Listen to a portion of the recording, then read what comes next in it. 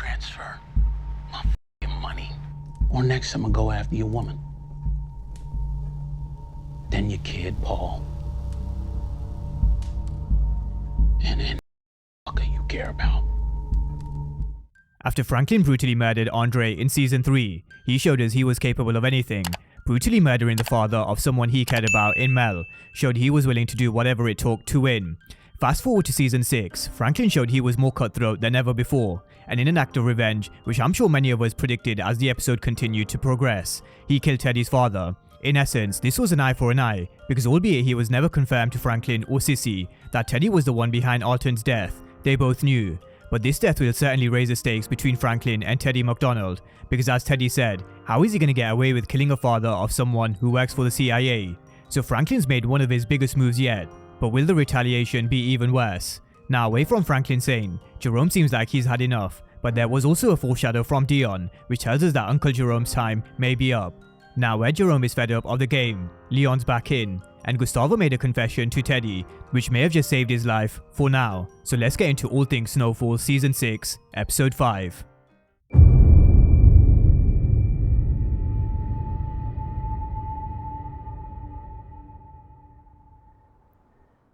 Now, earlier in the season, it's worth noting that Franklin met with an investigator who he hired to find Teddy's weakness, his ex and his son Paul, and also his father who lives in Kansas City.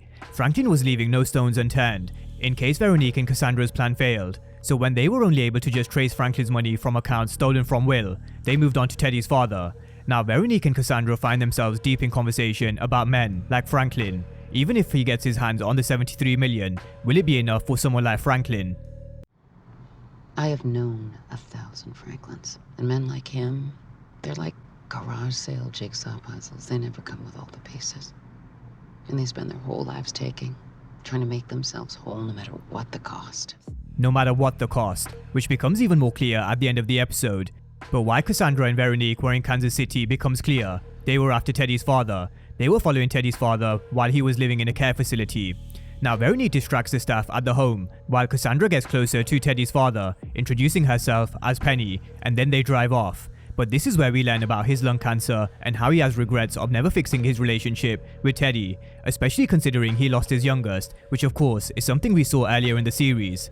Now back home, Franklin was speaking to Kane, and understandably, after the events that unfolded at the end of episode 4, Kane wants Uncle Jerome and Louis, and he wants Franklin's help.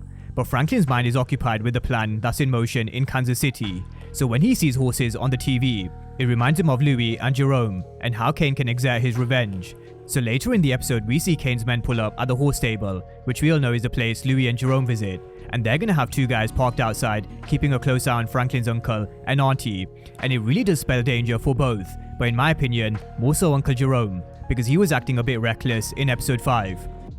We see Officer Buckley giving the news to Jerome and Louis. Kane survived the hit, but it wasn't just how he survived the hit which actually got to Jerome rather than Louis.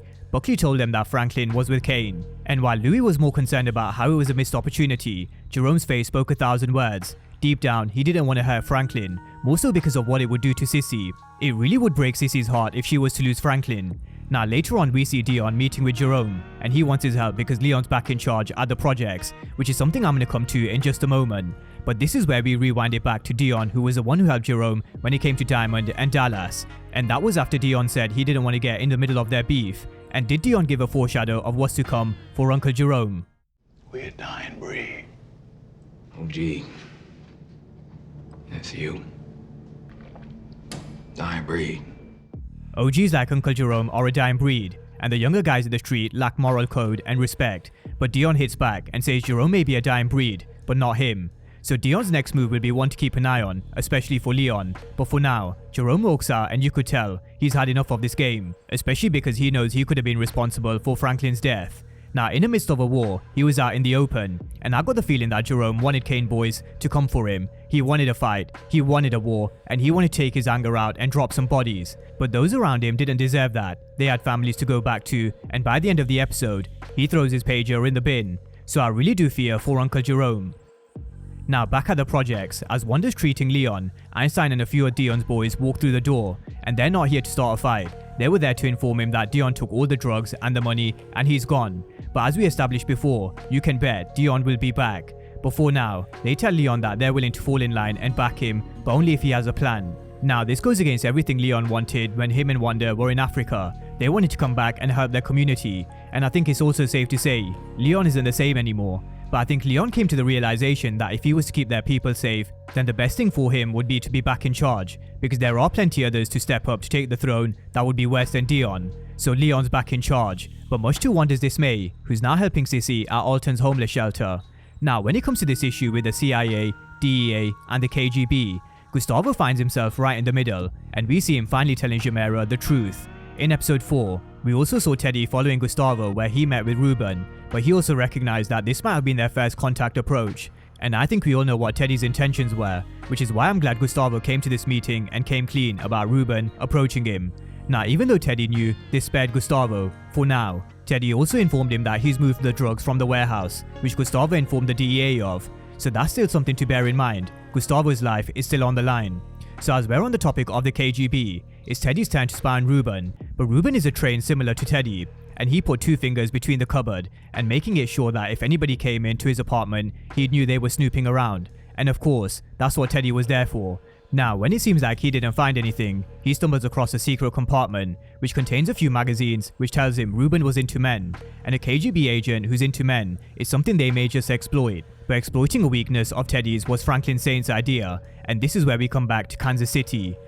Franklin, who's flown in, is taken to where Cassandra has Teddy's father distracted. He then uses the area code of Kansas City to page Teddy, which he knew would grab his attention. So this is where Franklin lets Teddy know if he doesn't have Will transfer his money back, then his father will pay the price. But Teddy resisted. He said it's not as simple, and it's not the answer Franklin was looking for. So in an eye for an eye, we saw him come into the next room and stab Teddy's father in the neck, and while Teddy was on the other line, he hears his father choke on his own blood as he dies. Now, sitting across Franklin was Veronique and Cassandra, who were lost for words and shocked at what Franklin just did. But rewinding it back to the beginning of this video, we know what Franklin was capable of when he killed Andre. So as Franklin drives away from killing and burning down the house which bears Teddy's father, has he made the biggest move yet? What's next for Franklin Saint? Because I can't assume killing the father of a CIA agent is gonna end well, especially when it comes to Teddy McDonald. Retaliation will definitely be on the cards, and there are plenty of people Franklin cares about. So who will Teddy go after next, and how will he retaliate? Because he's already got his 73 million. And what's next for Jerome? Because it seems like he's fed up of the game. A game which Leon wanted no part of, but he finds himself right back where he was before he went to Africa with Wanda. So drop all your thoughts and comments down below on Snowfall Season 6, Episode 5. And of course, if you are new to the channel and you haven't done so already, then remember to smash the subscribe button if you want to see everything Snowfall, as well as Power Universe related. But as always, thank you guys for watching, and I'll see you next time.